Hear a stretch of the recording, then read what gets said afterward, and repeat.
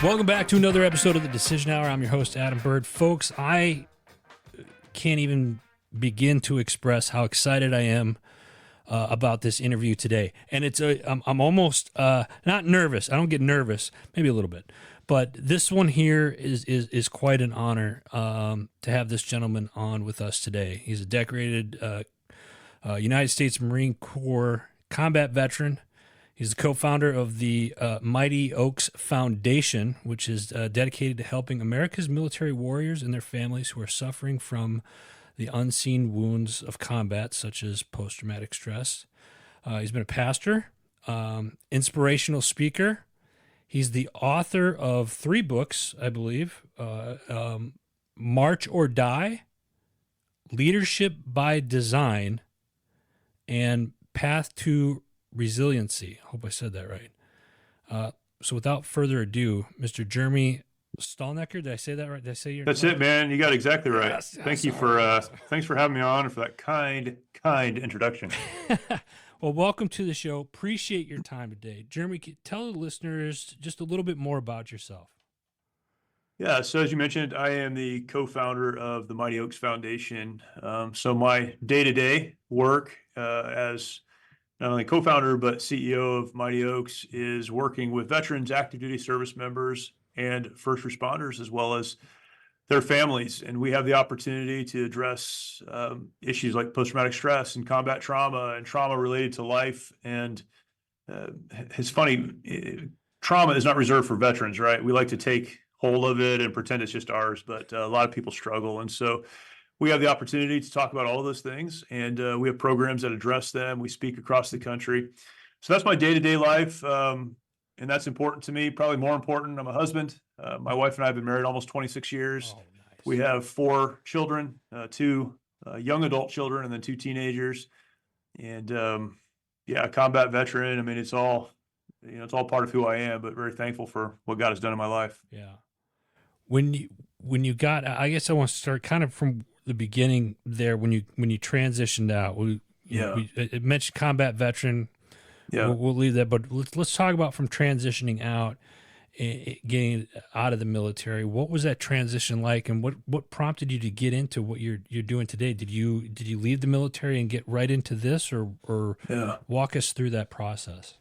Yeah. So, I served as an infantry officer in the Marine Corps, and there's kind of a lot wrapped up in that. I grew up in a Christian home. More than that, my dad was a pastor, so I grew up around ministry. And I was very young when I realized, I'm thankful for what my dad does and my parents are into, but that's not what I believe I should be doing. Right. And started pointing my life toward the military. And, a number of steps, and a number of years later, I was commissioned, served with 1st Battalion, 5th Marines out of Camp Pendleton, Southern California, and did a number of things while there. But my final deployment was to Iraq in 2003. We were part of the initial invasion into Iraq.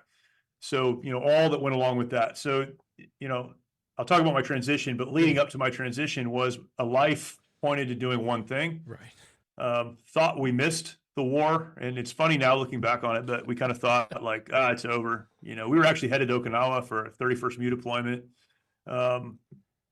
which would be a non-combat deployment, right? It's kind of a depressing time. So in the middle of all of that, like, we missed the war.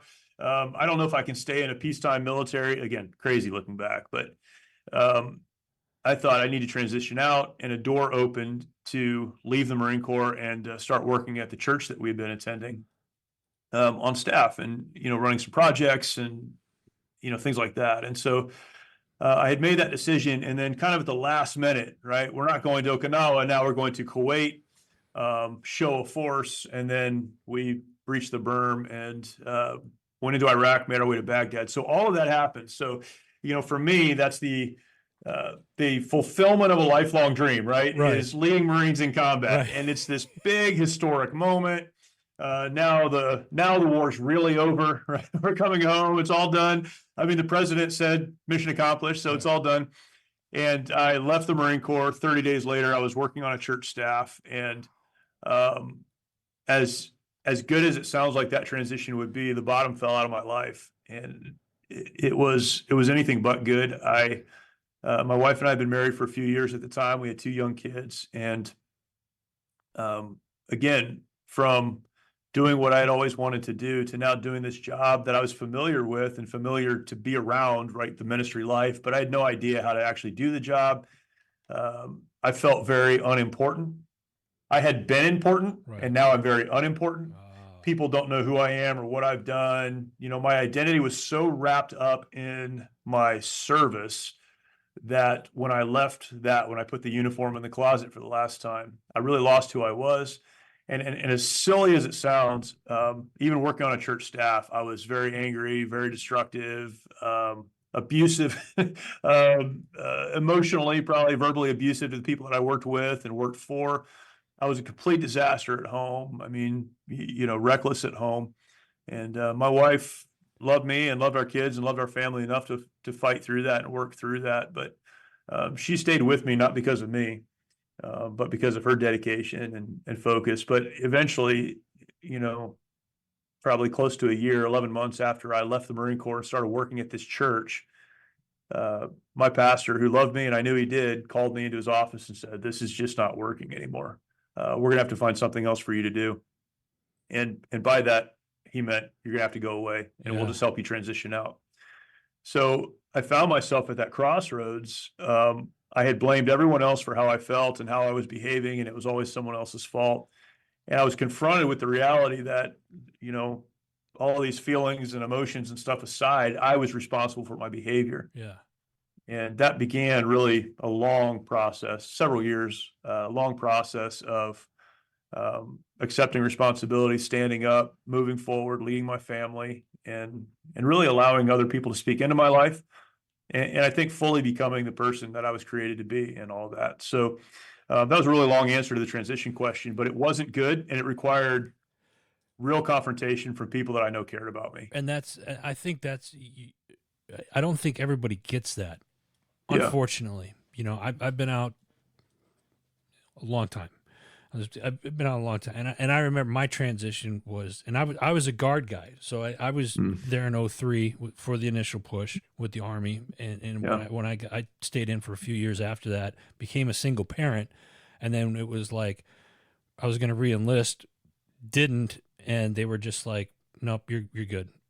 Yeah. If you need Yeah. something, call the VA." Yeah. And it was just like, Right. I was like, "Do I get a T-shirt or something?" No, nothing. Just go handle your thing. And I remember being angry for so long.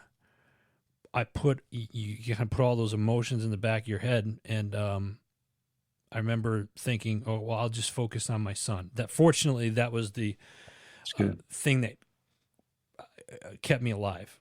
Quite Yeah. honestly, Yeah. So when did you, working through all that, recognizing that and working through all that stuff, what got you into doing what you're doing? Well, let me back up a second here, because I saw in your bio that you became a pastor for Yeah. a while. What prompted that? I'm very fascinated by that, Yeah. because I feel like a lot of the times, as a Christ follower myself, I feel like that's, you really kind of have to have a calling to do that, or you feel pulled in that direction. Was Yeah. that the same for you, or how did that come about? Did you Yeah. wake up one morning and was like, "Hey, this is what I'm going to do"? No. So again, so when I was in the Marine Corps, I was a Christian. I certainly wasn't mad at God or running from God or anything like that, but I was very focused on my work, very focused on, you know, being a good Marine officer and leading Marines, and that's all I cared about, and that's what I wanted to really focus on. But what I did know was that my family, my wife, my little kids needed to be in a good church. So I knew that. I knew I needed to be in a good church too, but I was gone all the time. You know, it didn't matter. So we found a church, and it was a good one. And even though I had always said I'll never be in ministry, I'll never do that. I watched my parents do that. I know other people who are involved in that. I'll never do that. When I got into a good church, God really started to use that to, I think, bend my heart toward serving others in ministry. Now, I have a criminal justice degree. I'm an infantry officer, right? So I don't have a Bible degree, and I still don't. I never went to seminary. I still haven't. So I didn't know exactly how I could serve in ministry and not have, you know, that kind of training. But I really did begin to develop a heart for serving through the church. Which again is funny, right? Because when I had the opportunity to do it, I about burned it down. But but I felt like I had a heart for that, right? And so that was, long conversations with my pastor. And that church at the time was small but growing fast. Had just gotten some property, and he said, "Look, I don't need teachers and preachers. What I need are some people, a person who understands leadership and understands project management, and we're doing all this stuff, and I'll bring you on to do that." So that's what I came on to do. And probably 3 weeks later, I was teaching, I was doing some counseling, right? My marriage literally, I'll say it was falling apart, but it was not in a good place at the very least. And I'm sitting with young military couples counseling them, right? And so in the process of all of that, I kind of worked through that first year. My pastor confronted me. I was at that church for a total of 5 years. So 5 years on staff. When I came to the point where I started taking responsibility for myself, I was able to begin moving forward. And a big part of that for me was really learning from the pastor, learning from other people that were ministering in that church. And I started reading everything I could get my hands on, asking tons of questions. And even though I didn't go to seminary, in a formal setting, I really felt like I got that training there. Yeah. And in the process of time, God turned my heart toward pastoral ministry. And so I think sometimes we think of a call to ministry and we think of these things, and it's you wake up one morning or you had a vision last night or something, and it's like, well, that's when it happened. I can't tell you exactly when it happened, but I can tell you that there was a process that God took me through that grew my heart to the place where I realized one day, this is what he's leading me toward. I'm so glad you shared that. That's such a cool. I like hearing things like that, because I thought there was a time in my life where I thought I would do that, and I just didn't think I was worthy enough to do it. I had a purpose to serve, but so from there, from that point, moving into, I want to talk a little bit now about this great foundation, the Mighty Oaks Foundation. Yeah. This is first off, thank you for what you do. Seriously, this is absolutely amazing. Let's talk about the Mighty Oaks Foundation. For the listeners that don't know, what is it? Yeah. So, I can talk about my transition to working with Mighty Oaks and for Mighty Oaks too at some point, but well, I will now, if that's okay, because that leads into kind of what is it, right? So, I had, as part of my transition, as part of my move forward and take responsibility for my actions and all of those things, I had to, in my heart, kind of walk away from the Marine Corps. I was around a lot of Marines. I was serving at a church right outside of Camp Pendleton, so I knew a lot of Marines, but I didn't stay in touch with anyone that I served with. I didn't stay connected to that in any way. And then after 5 years of being at that church, I ended up pastoring a church in the San Francisco Bay Area. Okay. So, not a lot of veterans, not a lot of military. And so that chapter of my life was kind of behind me. I was always proud of the fact that I had not only served in that space and brought those young men home. Very thankful for that. Very proud of that. But I was done with that. Right. So 10 years after I left the Marine Corps, one of my former Marines reached out to me and said, "Hey, I just met this guy, Chad Robichaux. They were both professional fighters at the time. Chad's a former Force Recon Marine living in Houston. He's starting this program, and it's for veterans, just getting it off the ground, trying to get some people to come, having a hard time getting people to attend." And so he said, this guy's telling me, he said, "Hey, reach out and see if some of your former Marines will attend this program." So this guy called me and said, "Hey, you interested in doing this?" Absolutely. So I went to this, one of the very first programs of Mighty Oaks, right as it was getting started. Chad is super charismatic, and he's really good at getting people around him, but didn't have any experience in writing curriculums and building programs and doing training and those kind of things. So we met at that program, and he said, "Hey, I'm trying to get this thing moving. Would you come alongside and help me?" But it was during that week that I was reunited with about 10 of the Marines that I had served with. And as proud as I had always been of bringing those guys home, it was that week, 10 years later, where I started to hear about suicides, and I started to hear about broken homes, and I started to hear about, destructive families and hopelessness and despair and trauma and all this stuff we talk about now all of the time. That was the first time I was confronted with that. Yeah. And I was confronted in that moment with the reality that when we serve, we have a continued responsibility to the men and women that we served with. Yeah. I say it like this sometimes. For me, it was this picture of when you put your uniform in the closet for the last time, that doesn't mean your service ends. And I was confronted with what at the time I felt like was me letting those guys down, that I had, I was committed to taking care of them. I was committed to leading them. I was committed to giving them the resources they needed. I was boots on the ground with them. And then I just kind of walked away from them and let them fend for themselves.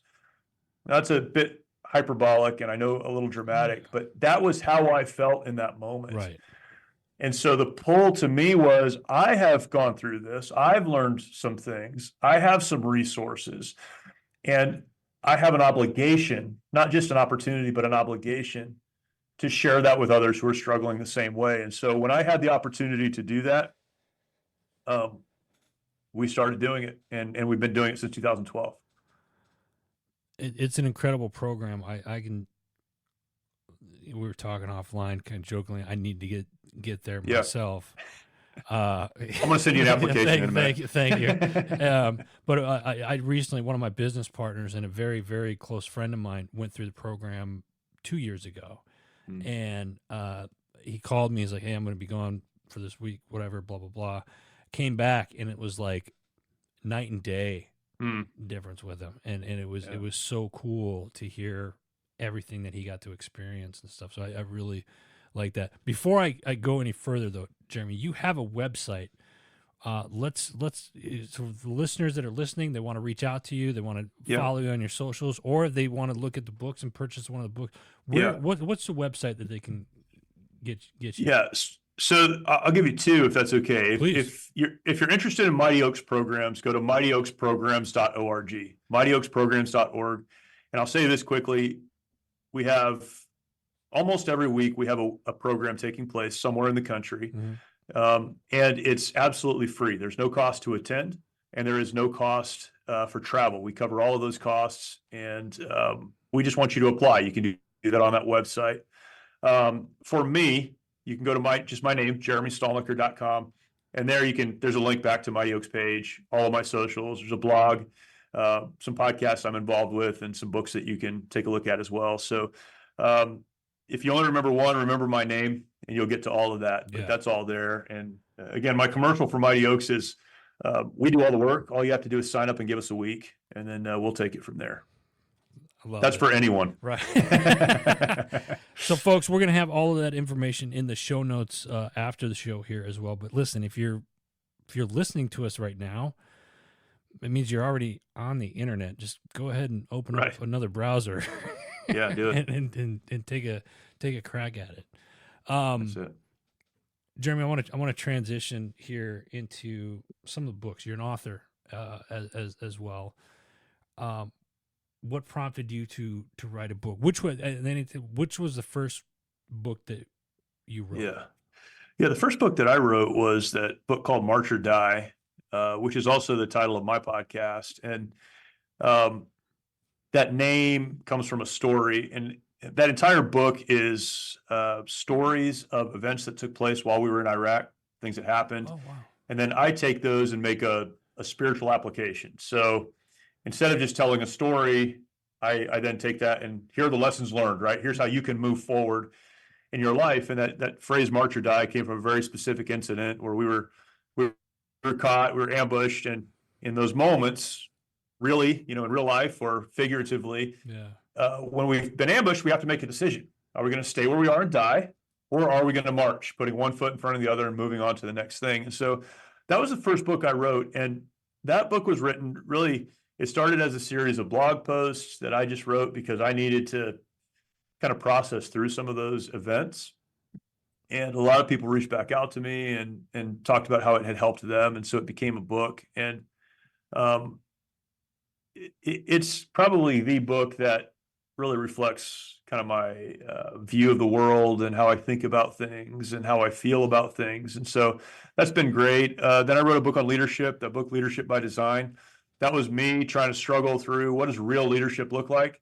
I've been exposed to what I would say is maybe disingenuous, like servant leadership, people kind of manipulating others to get what they want. I've been around super type A Marine Corps leadership. I've seen all these models. Well, what does the Bible say about leadership? And so I walked through that, and that was kind of just a personal journey for me. And then I, put it down on paper. But then for us at Mighty Oaks, we want to provide resources, and so we write these books that are. I've got one here. It's small, about 10,000 words. You can probably sit and read it in an hour, an hour and a half. It's not long. But wrote a book on resiliency, what it means to be resilient. Wrote a book on, we call it The Truth About PTSD. We just produced one called Not the Solution on the topic of veteran suicide. And so all of those are available on our website as free downloads. So anything we produce, anything I produce, certainly is intended to be a resource that can be helpful to you. And so that's become very important for us, is providing resources that others can use. Because I know not everyone's going to attend a program as much as we want them to. A lot of folks who are really struggling and need to be in a program aren't yet in a place in their life where they could, make that decision. And so some of these resources can push them there. Let me. I was going to ask you, like, what's stopping people from doing it? I got out in 06, 07, didn't have a fraction of the resources back then that That's are right. out there, That's that right. are out there now. And it's like I tell people, veterans, and not just veterans, we're our parent network is Heroes Media Group. Heroes, community heroes, first responders, law enforcement, et cetera, educators, clergy pieces and stuff as well. Those that are suffering, it's like I think, and correct me if I'm wrong with this, Jeremy, but does pride get in the way a lot of the times when it comes to, well, I don't really need that or whatnot, and then you just continue to, is that safe to say that? Yeah, pride is huge. I mean, when I talk about my transition, a lot of people say, well, that was post-traumatic stress. Just as you mentioned, 2003, we weren't talking about trauma or post-traumatic stress or any of these things, right? So looking back, it probably was some of that. I mean, I literally left Iraq, leading Marines in combat, and 30 days later, I'm on a church staff, right? Like, there's no process to decompress what happened. So trauma is a real part of that. But when I really dig into that, and I've had plenty of time to do that, that's exactly what it was. It was pride. It was just, the arrogance of of me. And I didn't get help because I felt like everybody else was the problem and I was not the problem. And so I think that is a major, major obstacle, the obstacle of pride. I think another obstacle is fear. What will have to change? What will I be confronted with? Yeah. What are they going to dig up, right? Fear. What's going to happen in my life if I begin to take these steps forward? I think some of it too, just being honest, is exhaustion. I've tried everything. I've done everything. I've done all this stuff before, and it hasn't worked. And I just don't know that I can do one more thing. So I think it's a lot of things. Pride is certainly, if I had to prioritize, that's the biggest one. I love that you said the other two as well. Like the last one is just like, I've tried it. It's exhausting. It's exhausting. Yeah. But at the same time, you gotta. Here's the other thing. I think you got to recognize that if you want to change or you want to get through whatever it is you're going through. Yeah. When you became a Marine or when I became a soldier, it wasn't just like, here, you're now a Marine, Jeremy, or here, Adam, you're now a soldier. Like, there was a training process that you have to go through. And I think one of the things that Adam's personal opinion is we have fallen short on the transitioning side of things when people are getting out. Hey, let's train them to get back into the day-to-day life of what they expect getting out of the military. Yeah. Again, my opinion. But. No, that's exactly right. And I think we are, as a community, we're very responsive to what happens. And so we try to respond to suicidal ideation, we respond to depression, we respond to bad behavior because of trauma, we respond to all of that. And what we need to do fundamentally in transition is provide a foundation that people can build their life on. Yeah. We're a faith-based program. We're not ashamed of that. And what that means, though, and it means a lot of different things to different people. We believe that, there is a creator, that he has a plan and a purpose for us, and we just need to learn how to move toward that. Amen. But fundamentally, we have to build our lives on a foundation that's not about us, right? It's about that God, that creator that has a plan for us. If we're standing on the right foundation, then a lot of these other things can help us. We don't have to be reactive. That's what resilience is about. It's about putting the pieces in place so that when those storms come into your life, those challenges come into your life, you may get knocked down, but you're able to recalibrate. You're able to get back up because you already have the right foundation. You've already made the right decisions, and you can walk through these things. We are so bad about equipping men and women who are leaving the military to deal with real life. Medical, we have a class on finance, we talk about all this stuff, and that's all helpful. Yeah. But fundamentally, who are you when you leave the military? Yeah. Who are you if you're not wearing a uniform? Who are you at those quiet moments when no one else is around? Who are you? And we've got to answer these questions and build that foundation so we can build a life. For somebody that's listening, that's hearing what you're saying, that are asking themselves right now, who am I? Yeah. What do you tell them? Well, I definitely tell them that you're more than a uniform, a rank, a job, a title. You're more than the people that you're around. Again, believing in what I would call a biblical worldview, or a worldview that starts with God, the creator.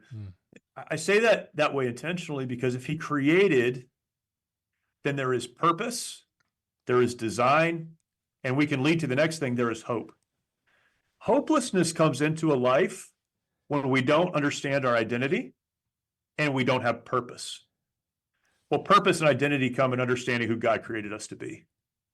Okay, so getting on that path, because I hear it weekly. Oh, Yeah. It's hopeless. It's hopeless. And Yeah. I'm at a point now in my life, I'm a little more seasoned in age. Sure. Where I'd like to say it, I'm a little wiser, is there's hope for anything. It's a mindset, and you can twist it and fit it however you want. Yeah. But, I think first and foremost, if you believe and have faith, right, then it's possible. Anything's possible. Yeah. Like, and I got asked earlier today, well, how do you know? I was like, because I believe that there's a God. I believe that Jesus died on the cross for my sins. Yeah. That's my personal. It doesn't work for everyone. It works for me. Sure. Works for me. And because of that, there's nothing. It's written that I don't need to worry about anything. Yeah. Yeah. And that gives me hope. That's right. I don't have to have the answers because the answers are already there. You just need to know where to look. Yeah. And, the reality is trauma and the difficulties of the past and bad decisions, all that stuff, it's still there. You don't get over it, right? You don't forget it. But when you begin to move toward the person God created you to be, doing the things he's called us to do and putting those bricks in place to build a life that he's equipped us to live, that stuff in your past, it's not that it goes away, but it does not keep you bound anymore. Right. You're not a slave to it anymore. It's a part of your story, but it's not the whole story. Right. Because you're moving toward something wonderful and filled with hope, one step at a time. That's why I use that analogy of March. It's not running. It's not, I have it all figured out. It's I'm putting one foot in front of the other and moving toward the person I was created to be. I love that. Again, folks, if you're listening, you're already online. Open up another browser, go to Jeremy's website. We'll have all this stuff in the show notes after the show and stuff as well. Jeremy, we're coming up on time. I got another question for you, though, before we let you go. Yeah. The show's called The Decision Hour. Yeah. Name a time in your life where your feet are on the line and you have to make that decision. What is it, and what's the atmosphere like at the time? Yeah. I mean, there are a lot of those times. I think probably the most critical moment of decision for me was in kind of that story that I told at the beginning during my transition, when the entire world was against me, things were blowing up around me, and it was everyone else's fault. And I was confronted, right? I was confronted by someone that I knew loved me and cared about me. I had a decision to make in that moment that I think was going to alter my life one way or the other, and I didn't realize it at the time. But I could either decide to continue to blame everybody else for my problems and become a victim of my circumstance, or decide to take full responsibility for the things I could be responsible for. I have a friend that says we're not always 100% responsible, but even if you're only 10% responsible, be 100% responsible for that 10%.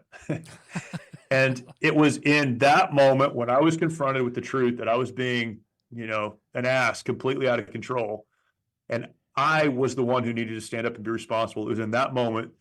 And again, I didn't understand the gravity of it at the time, but the decision to say, I need to humble myself and be responsible for my part of this and let someone else lead me forward, it changed everything in my life. That's amazing. Jeremy, I appreciate your time today, and thank you wholeheartedly for everything that you do. Oh, thank you, man. Thank you. Absolutely. Folks, we're going to have all of Jeremy's information in the show notes again below. Also, before we let you go, make sure you go check out our parent network, Heroes Media Group. Simply go to heroesmediagroup.com. Check out all the other new podcasts that are out there, as well as some of the new articles that are coming up. That's all the time we have today. Until next time, you've been listening to The Decision Hour.